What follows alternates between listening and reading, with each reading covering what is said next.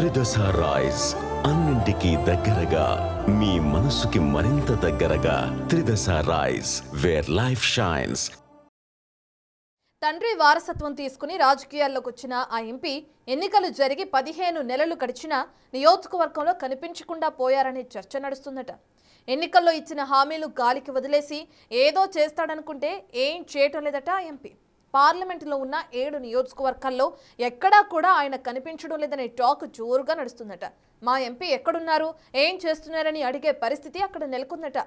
ఇంతకీ ఎవరా నేత, ఏంటా నియోజకవర్గం?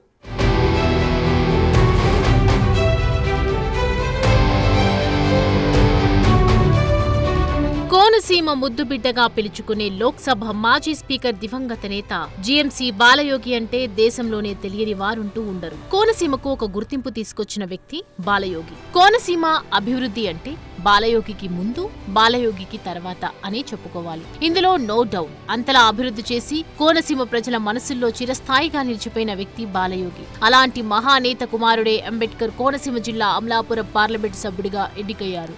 గంటి హరీష్ మధుర్ బాలయోగి వారసుడిగా రాజకీయాల్లోకి వచ్చారు. తండ్రి వారసత్వాన్ని పుచ్చుకుని రాజకీయాల్లోకి వచ్చిన హరీష్ ను కోనసీమ ప్రజలు తమ ముద్దుబిడ్డ కుమారుడని అందలమెక్కించి ఆదరించారు. 2024 ఎన్నికల్లో ప్రత్యర్థికి చుక్కలు చూపించి అత్యధిక మెజారిటీతో హరీష్ ను ఎంపీగా గెలుచుకున్నారు. తన తండ్రిలాగే జిల్లాను అభివృద్ధి చేస్తానని ఎన్నో కలలు కన్నా కోనసీమ ప్రజలకు ఆయన ఇప్పుడు ఏం చేస్తున్నాడో, ఎక్కడున్నాడో కూడా తెలియం లేదంటూ బాధపడుతున్నారట జిల్లా వాసులు.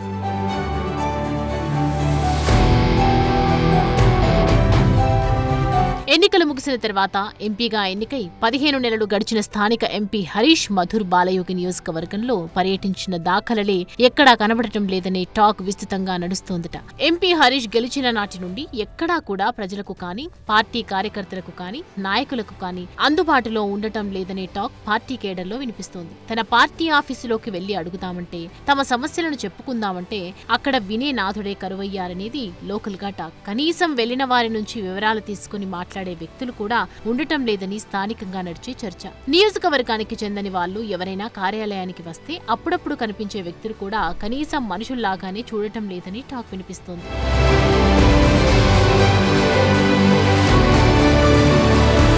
తన తండ్రి బాలయోగితో పనిచేసిన నేతలను కూడా ఇప్పుడు ఆయన కుమారుడు హరీష్ వారిని గౌరవించటం కూడా, కనీసం పట్టించుకోవటం కూడా లేదట. తండ్రి బాలయోగి మీద ఉన్న అభిమానంతో ఆయనను స్థానిక నాయకులు గౌరవిస్తున్నా ఎంపీ మాత్రం కనీసం గౌరవం ఇవ్వటం లేదని బాధపడుతున్నారట స్థానిక నాయకులు.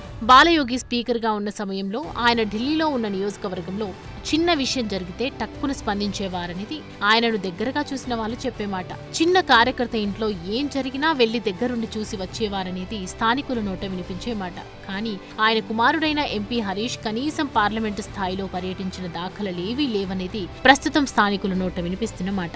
ఈ 15 నెలల కాలంలో మచ్చుకు కూడా కనిపించని ఎంపీ మొన్న పవన్ కళ్యాణ్ వచ్చినప్పుడు తలుక్కుమన్నారని స్థానికంగా మాట్లాడుకుంటున్నారట.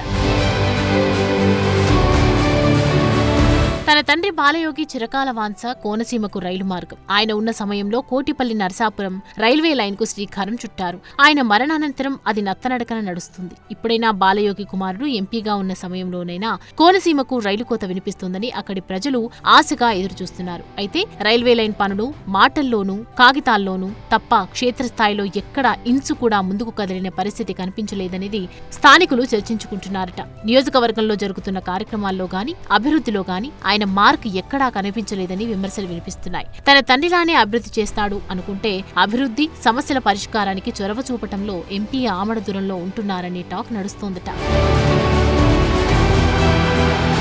పార్లమెంటు పరిధిలోని 7 అసెంబ్లీ నియోజకవర్గాలుండగా ఒకరిద్దరి ఎమ్మెల్యేలతో తప్ప మిగతా వారితో సఖ్యతగా కూడా ఉండారనేది ఎమ్మెల్యేల సన్నిహితులు చెప్పే మాట. సన్నిహితంగా ఉన్న ఎమ్మెల్యేలు మినహా మిగిలిన నియోజకవర్గాల్లో ప్రోటోకాల్ ప్రకారం ఎంపీ ఫోటోలు కూడా వేయటం మానేశారనేది లోకల్ గా గుసగుసలు వినిపిస్తున్నాయట. తాజాగా రాజోలు నియోజకవర్గంలో కేసినపల్లి కొబ్బరి చెట్లు మూడువారిపోయి చచ్చిపోతుండటంతో రైతులు ఆవేదన వ్యక్తం చేస్తున్నారు. దీనిపై ప్రభుత్వమే స్పందించి మంత్రులు, ఉన్నతాధికారులు పర్యటించి స్థానిక రైతులతో సమస్య గురించి వివరాలు తీసుకున్నారు.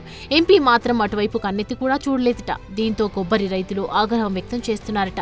స్వయంగా డిప్యూటీ సీఎం కూడా సమస్యను నేరుగా తెలుసుకునేందుకు కేసినపల్లికి వెళ్లారు. డిప్యూటీ సీఎం పర్యటనకు వచ్చిన సందర్భంలో కనిపించిన ఎంపీ అంతకు ముందు ఏనాడు తమ సమస్య గురించి తెలుసుకునే ప్రయత్నం చేయలేదని రైతులు కూడా మదనపడుతున్నారట.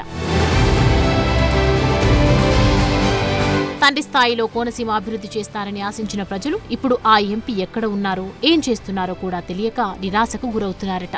ఎన్నికల్లో గెలిచి దాదాపు 15 నెలలు గడిచినా నియోజకవర్గంలో ఎంపీ జాడే లేదని, కార్యకర్తలకు నాయకులకు కూడా అందుబాటులో ఉండట్లేదని విమర్శలు వెల్లువెత్తుతున్నాయి. ఇప్పటికైనా ఎంపీ హరీష్ మధూర్ తన పంథా మార్చుకుని ప్రజలకు అందుబాటులో ఉండాలని, కోనసీమను అభివృద్ధి చేయాలని కోరుతున్నారు. మరి చూడాలి, ఇప్పటికైనా ఆయన తండ్రి ఆశయాలను, కోనసీమ జిల్లా ప్రజల కోరికలను నెరవేరుస్తాడా లేక ఇదే పద్ధతిలో ఉంటారనేది వేచి చూడాలి.